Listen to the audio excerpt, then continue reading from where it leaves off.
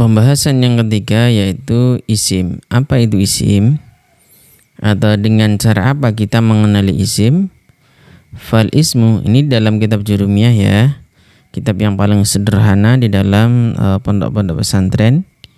Ya barangkali yang sudah pernah mondok, ya kemudian dulu belum paham, bisa nih ya penjelasan-penjelasan Al-Fakir di dalam kitab ini.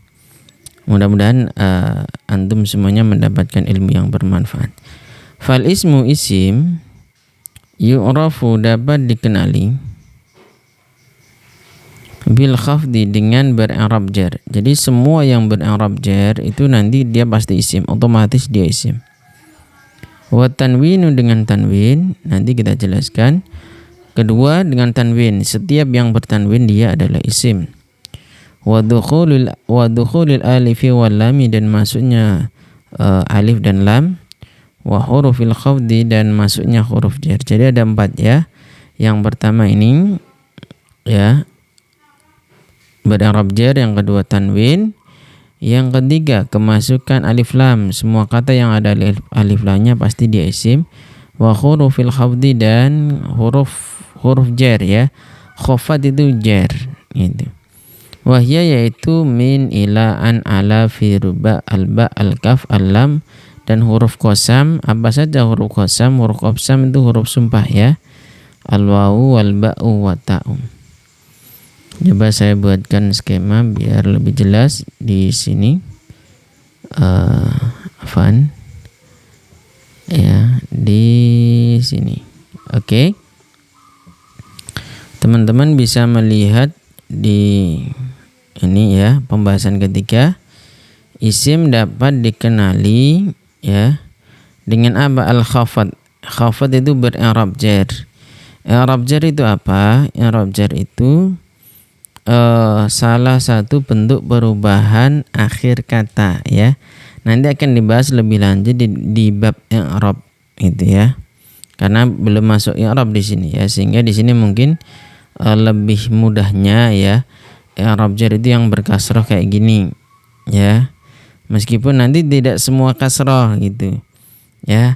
Dan i'rab jar itu tidak selalu kasroh, ada yang lain tandanya ya. Insyaallah nanti di pembahasan i'rab kita bahas seputar i'rab jar ya. Jadi kalau i'rab jar itu di antaranya adalah menggunakan kasroh seperti ini ya. Allahi. Kemudian yang kedua, dia bertanwin ya. Setiap kata yang bertanwin dia pasti isim. Contoh hadza kitabun. Kitabun di sini bertanwin, bisa masjidun, bisa baitun, ya sayyaratun, dan seterusnya. Semua kata yang bertanwin itu pasti isim. Kemudian yang ketiga, kemasukan alif lam ya. Al-baitu wasi'un. Al-baitu ini isim. Kenapa ada alif lamnya? Semua kata yang beralif lam itu pasti isim.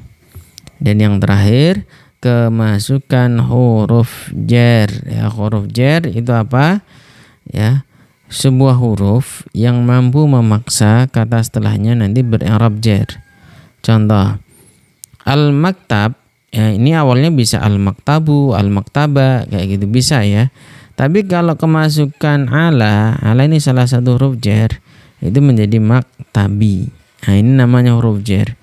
Kata yang didahului oleh huruf jar seperti ini itu pasti isim. Ini ya, huruf jar ada min, artinya dari, ila bisa ke, an itu dari juga atau tentang, ala di atas, fi di dalam, ruba terkadang, bi dengan, ka itu seperti, dan li atau lam ini dia bisa karena, bisa untuk, bisa kepada, tergantung penggunaan.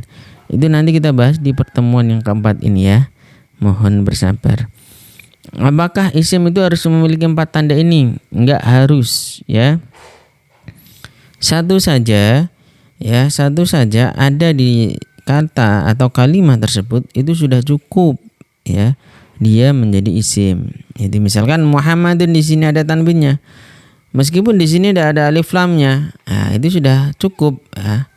Kenapa? Karena ada salah satu ini, ya salah satu tandanya.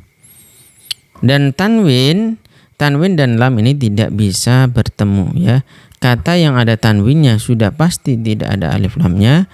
Kata yang ada alif lamnya sudah pasti tidak ada tanwinnya. Contohnya ini, kitabun di sini pasti tidak ada alif lamnya. Al-baitu pasti tidak ada tanwinnya. Al-qalamu pasti tidak ada tanwinnya. Al-maktabu pasti tidak ada tanwinnya. Muhammadun pasti tidak ada alif lamnya. Jadi alif lam dan tanwin ini selalu bertolak belakang. Wallahu alam bisawab khata. Jika antum ada pertanyaan seputar isim, silakan tulis di kolom komentar. Wassalamualaikum warahmatullahi wabarakatuh.